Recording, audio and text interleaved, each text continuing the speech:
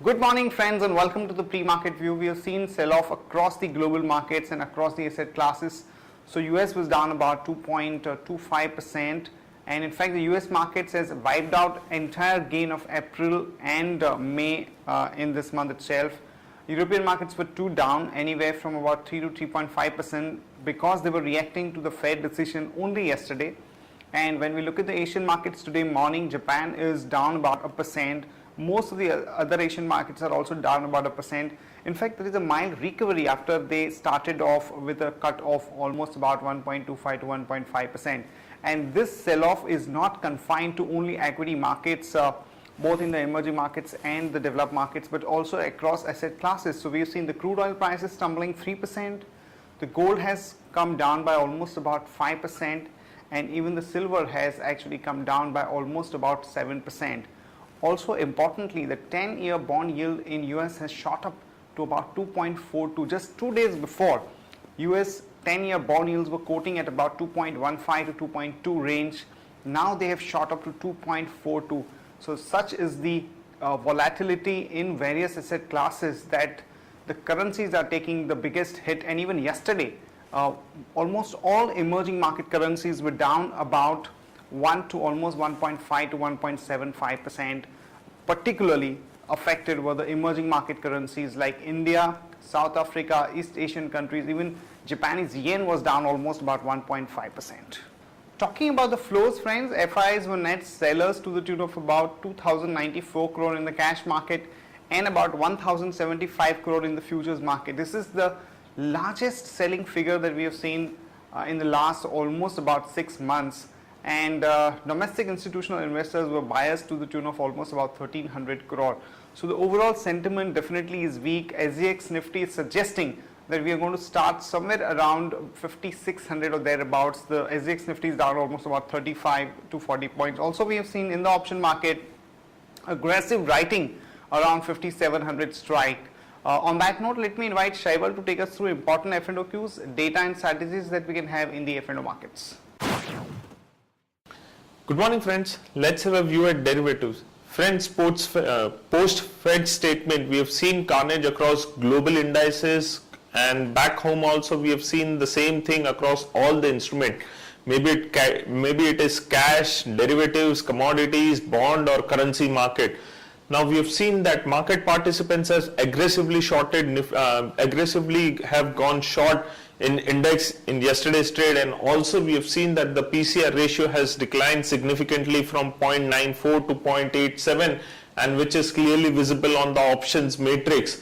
Now if I talk about the strikes, 5,500, 5,400 and 5,600 call as well as put option has seen a good amount of activity on the open interest front, but we would be specifically focusing on the 5,600 strike as of now, because 5,600 put option stands with highest number of shares in the open interest, and second thing is 5,600 call option in terms of percentage has seen a good activity in open interest, whereas on the higher side 5,700 call option and 5,800 put option 5,800 call option has seen a good amount of activity in open interest.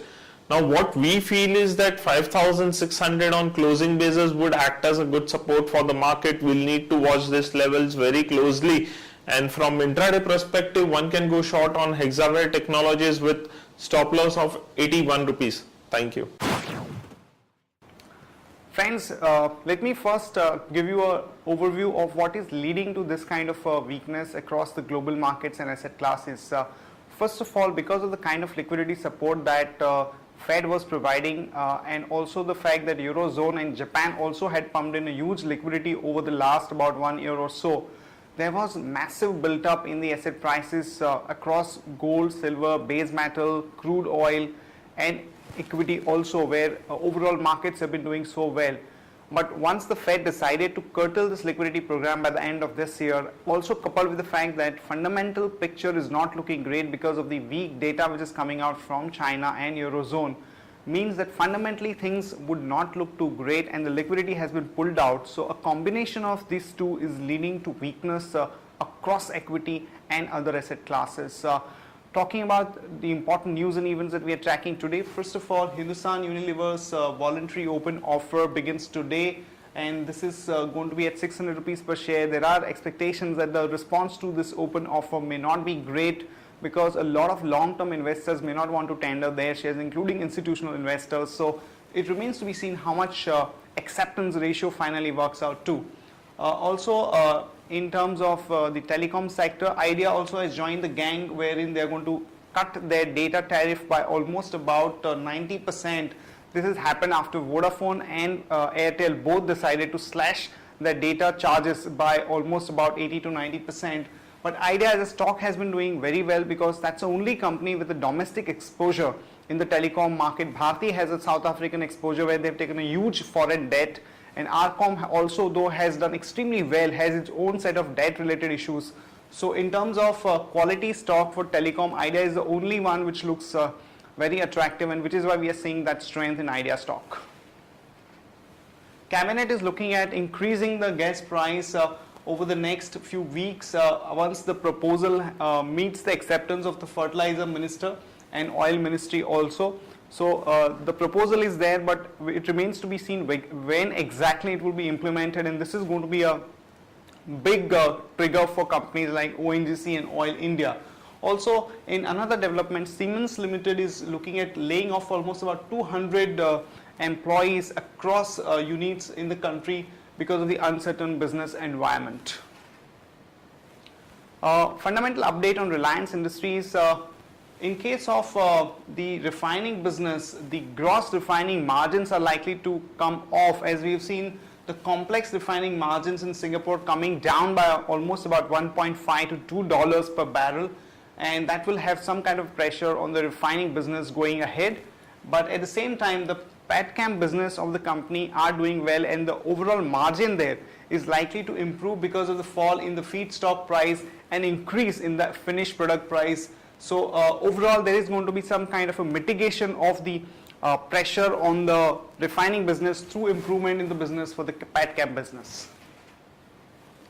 In terms of company specific news, Cipla, some positive news as the company has finally gotten approval from the South African and Botswana for their $512 million acquisition with MedPro. So one can go long on Cipla with a stop loss of 371 and a target of about 391 to about 398. That's it from all of us, friends. Have a great weekend and see you on Monday morning.